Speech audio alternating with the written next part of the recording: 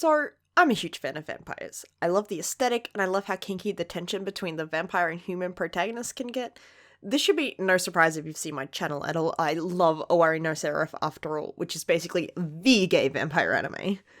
But this year I found something new, something that was written specifically for people like me who enjoy the vampire romance genre. The manga No Vampire, No Happy Ending came out in 2018. It's a 2-volume story, very short, but it's a wonderful and fantastic little series that never lets up.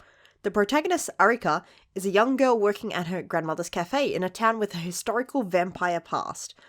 A vampire taking a young maiden hostage and a vampire hunter that comes to save her. It's a typical story of old.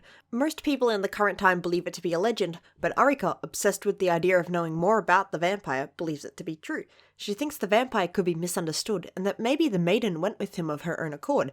She daydreams about having her own love story with the vampire, whisking her away so she can become their vampire bride. And her chance comes when she meets a young vampire at the local castle. Except the twist of the story is that he has amnesia and doesn't know anything about how to be a vampire, other than he knows he is a vampire and his name, Devo. And so Arika takes it upon herself to teach him how to be a proper vampire, setting the stage for several chapters of lighthearted fun as they learn about each other. There's not much information on the mangaka creator, Shinya Shinya. The afterwards in the back of the book state that this was their first published work, so we can only hope that the mangaka continues to make manga and shows up more in the future. Now, the title for the series is very long, so I'll just refer to it as No Vampire from now on. The first volume serves as the introduction to all of the characters crucial to the plot. Some are introduced in the second volume, but it's not as important. The supporting cast for No Vampire is excellent in that it's full of people who either play well off of Arika or Devo. Arika has her brother and grandma who interact with both of them, and the running joke is that Arika has 14 volumes of a vampire romance fanfiction written with herself as the protagonist, and her grandmother and younger brother have secretly read these books, making references to the scenes that play out in them, similar to what Arika wants Devo to do. The main plotline for the first volume is a play that the town puts on every year for the vampire legend.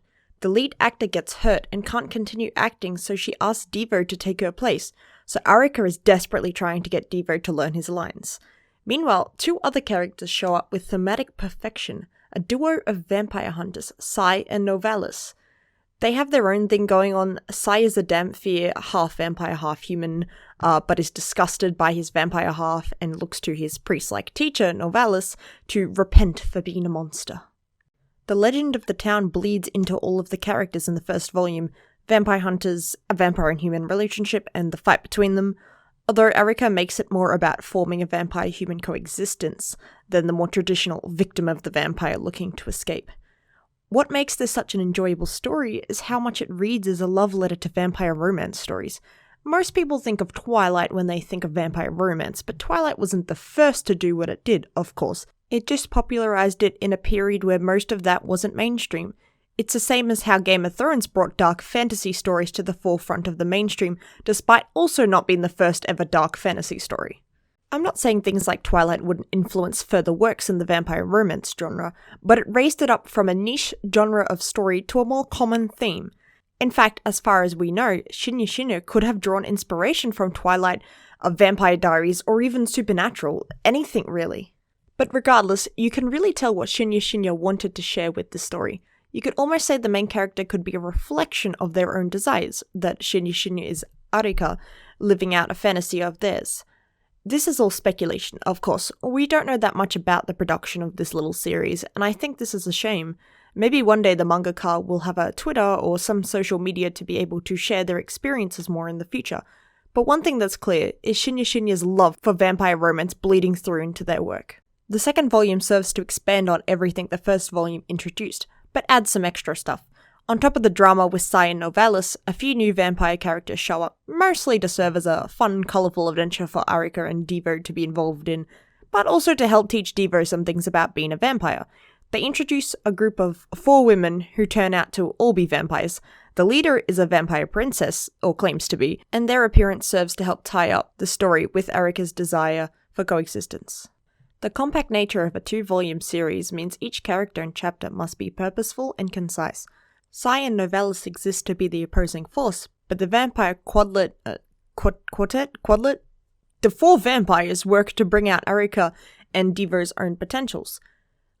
I don't want to give a step-by-step of all the events because I think some of the little moments and panels that Shinya works into the story wouldn't be done justice with just an explanation. The mangaka is really good at making standout panels with the characters and giving everyone a moment to shine.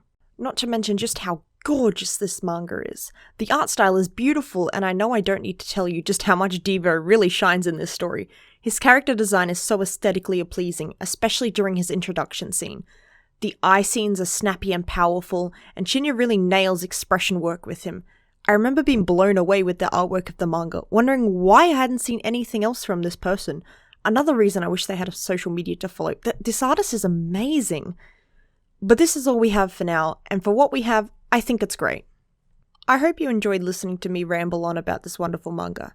No Vampire, No Happy Ending is a fantastic little story that I hope will be able to reach more people. If you've gotten interested in it at all throughout this video, I recommend you check it out. There are physical copies of it you might be able to find, otherwise, Bookwalker has digital versions for a quick way to access them.